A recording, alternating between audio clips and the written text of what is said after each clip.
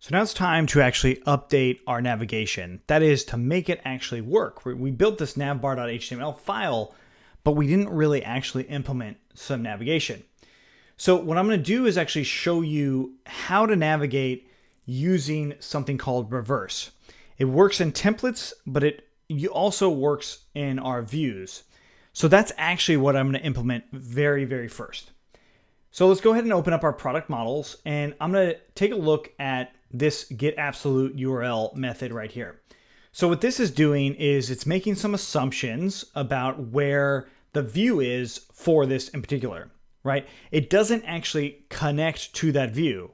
It has no idea where that view actually is, right? So we make a lot of assumptions. So what that means is if the URL changed to product, we're going to run into some navigation errors or some navigation issues.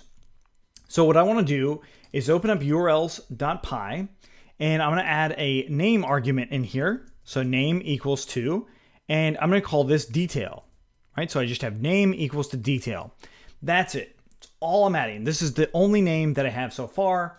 If I look on urls.py, the main site urls.py, I also see that I don't have any names on any of these as well.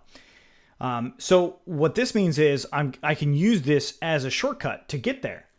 Now, how I use that shortcut can be described on the templates as well as a method like this. So let's do it on the templates first. And I'm going to go ahead and just grab this view here and paste below, and we'll say URL shortcut.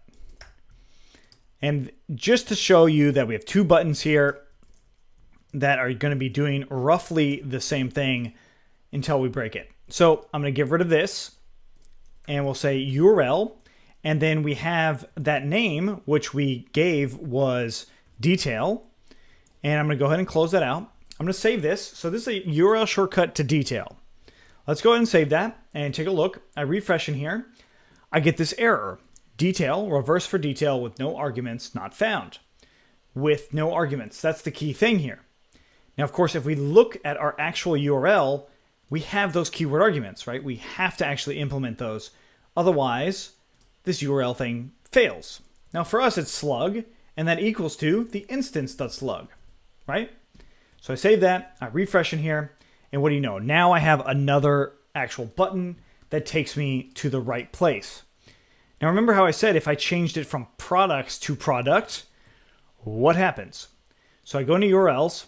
I can't change it here. Well, I could change it here, but let's actually change it in urls.py here. Change that to product. We save it. And of course, the list view goes away. So let's go back to that list view. And now if I click on the hard-coded one, or the one that I wrote out in the actual getAbsoluteURL method, this doesn't work. But the URL shortcut, what do you know? It does. So that's the power of using reverse. So what I want to do is actually make my models.py make this use that same idea that we did in our template. Now you can write it in your template, but then it's not as robust, right? It's not, you might have to repeat yourself a few times to make sure that this is working. But also if you make some changes, then you might have to go search through your templates and all that. So this is an okay method, but it's not the best method. So what I'm going to do is come back in when it relates to things that can have a getAbsoluteURL method, just like this, right? We'll see what this is in the next one when it is very useful, and we'll talk about it then. But let's go ahead and go back into our model and implement that URL shortcutting function in our getAbsoluteURL method. So we're going to go into the utility function called reverse. And to get this, it is inside of our Django URLs. We can actually just import reverse like this. It's definitely shortcutted, even importing it from what it used to be. So Django.urls import reverse. We scroll down a little bit, and I'm going to do roughly the same call. Return, in this case it's reverse, and it's detail. And then I'll just say keyword args equals to the dictionary, and it's going to be slug, and that's self.slug. It looks very similar to the one above. It is the exact same as the one above, except this part is now this part.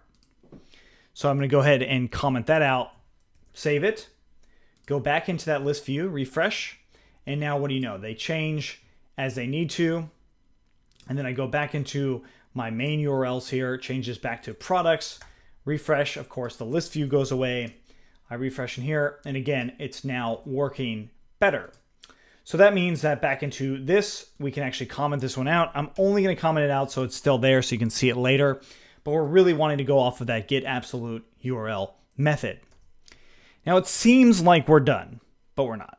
So if I go to URLs, the product URLs, I have this name of detail, but there's a good chance that I'll have other components that have other detail views, and they'll have other, list views. So we can use these shortcuts inside of that sub URL file or that component URL file. But then what happens when I do have a new component that has the same things? Well, that's when I actually introduce the concept of namespace. So I say namespace equals to products.